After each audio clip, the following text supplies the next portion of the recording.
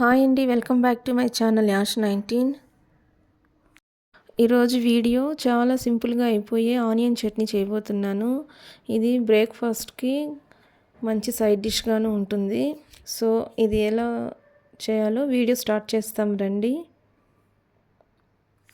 ముందుగా స్టవ్ పైన ప్యాన్ పెట్టుకొని అందులో 4 టేబుల్ స్పూన్ ఆయిల్ వేసి ఆయిల్ హీట్ అయిన తర్వాత 3 మీడియం సైజు ఆనియన్స్ని కట్ చేసి ఇలా వేసుకోవాలి. దీంతోపాటు కారానికి సరిపడా మిరపకాయలు వేసుకోవాలి.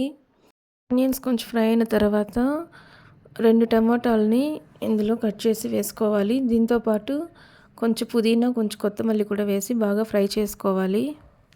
ఇప్పుడు ఇవంతా బాగా చల్లారిన తర్వాత వీటిని ఒక మిక్సీ జార్లో వేసుకొని బాగా మెత్తని పేస్ట్ లాగా రెడీ చేసి పెట్టుకోవాలి. సో మనకి చట్నీ రెడీ అయింది. ఇప్పుడు ఈ చట్నీ కోసం పోపు రెడీ చేసుకోవాలి.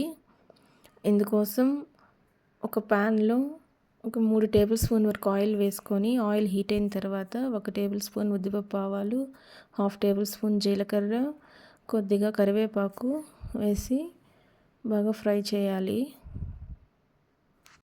తర్వాత రెడీ చేసి పెట్టుకుని ఉన్న పోపుని మనం ఈ చట్నీలో వేసి బాగా మిక్స్ చేసుకోవాలి. మనం మిక్సీ వేసినప్పుడు సాల్ట్ వేసి మిక్సీ చేసుకున్నాము. సో ఇప్పుడు ఉప్పు కొంచెం తక్కువగా ఉంటే కొంచెం యాడ్ చేసుకోవచ్చు. అంతేనండి, మనకి ఆనియన్ చట్నీ రెడీ అయిపోయింది. ఇది మార్నింగ్ బ్రేక్ఫాస్ట్ ఇడ్లీ, దోశకి చాలా బాగుంటుంది. మీరు ఒకసారి ఇంట్లో ట్రై చేయండి. ఈ వీడియో కనుక నచ్చినట్లయితే లైక్ చేయండి, షేర్ చేయండి, సబ్స్క్రైబ్ చేయండి.